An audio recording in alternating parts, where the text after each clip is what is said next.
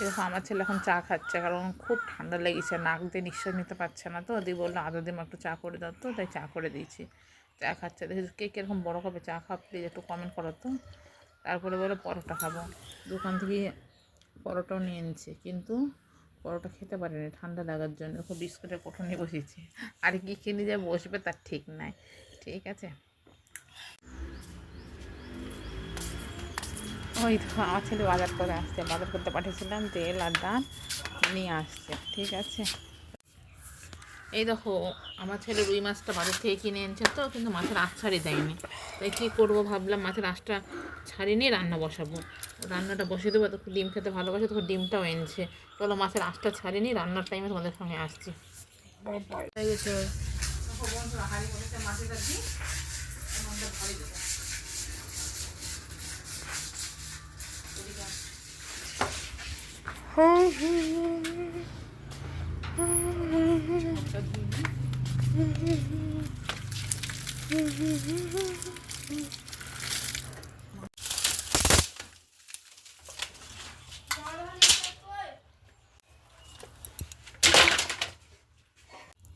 আমি কিন্তু উনুনে রান্না করি, ঠিক আছে?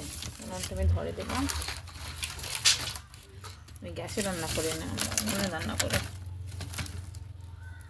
এবার হাঁড়িটা তেতে গেছে, জলটা দিয়ে দিই হাঁড়িতে।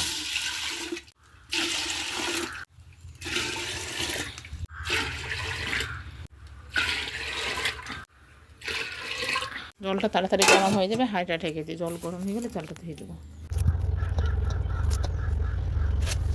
হাতের জলটা গরম হয়ে গেছে, তাই চালটা ধুয়ে দেবো। চাল ধোয়ার আগে কোটোতে ডাল সিদ্ধ করতে দেবো। কে কোটোতে ডাল সিদ্ধ করা প্লিজ একটু কমেন্ট করো তো। আমরা কিন্তু কোটোতেই ডাল দিলাম, দিয়ে গরম জল দিয়ে দিবে ওর মধ্যে, দিয়ে ওই ভাতের জলের চালের ভাতটা যখন হবে না ওর মধ্যে দিয়ে দেবে সঙ্গে সঙ্গে। তাহলে দেখবা ভাতও হয়ে যাবে, ডালটা সিদ্ধ হয়ে যাবে। আমরা এভাবেই ডাল সিদ্ধ করি, তোমরা আলাদাভাবে সিদ্ধ করতে পারো, সেটা আলাদা ব্যাপার, কিন্তু আমরা এরকমভাবেই সিদ্ধ করি। সব কিছু জেনে রাখা ভালো না। তারপরে চালটা নিয়ে এসে ভালো করে চালটা 2-3 বার ধুয়ে তখন চালটা দিয়ে দিলাম। চালটা দিয়ে ভালো করে জলটা নেড়ে নিয়ে ভাতটা ফুটে গেলে তখন থালাটা আলগা করে দেবে। আলগা করে দেওয়ার পরে তখন আমি সবজি বানাবো। সবজি বানাতে বানাতে মনে পড়লো ছেলে তো ঘরে পড়তে বসছে, দেখি তো কী করছে, ঘরে দেখছি যে ও কাচিনি খেলছে। এটা হচ্ছে নিয়ম, মানে যখন আমি থাকবো না ঘরে, এবার বাচ্চা ছেলে হোক আর বড় মানুষ হোক, ফাঁকিবাজি মারতে পারলে কি আর ফাঁকিবাজি মারা কম করবে নাকি? ওটাই হচ্ছে নিয়ম।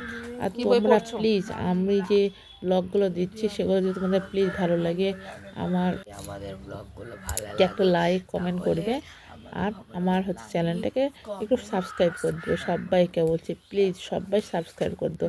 তোমরা যদি সাবস্ক্রাইব করো তো তাহলে আমার পরিবে কম ছিটাবে বেশি, ভিডিও বানাতে খুব উৎসাহ যাবে। নতুন নতুন ব্লগ করছি তো, এবার কী হবে কি বলবো না বলবো অত এক্সপার্টও হয়ে যায়নি, কিন্তু আস্তে আস্তে ঠিক এক্সপার্ট হয়ে যাবে। তো ছেলে দেখো রান্না হয়ে গেছে, আখার মধ্যে এসে ফেসে দিয়ে দিয়েছে, আর আখা জ্বলে গেছে। আমি বলছি কি শয়তান। এবার আজকে ওই কথাটা বলতে বলতে আমার রান্না হয়ে গেছে, আর রান্না করেছে ভাত, ডাল, আলু ভাজা আর রুই মাছের ঝোলটা তোমায় দেখছো, দেখতে দেখতে ফ্যান দিয়ে দিয়েছে। ফ্যান বলছে ফ্যান রান্না করেছে আমার মাথায়।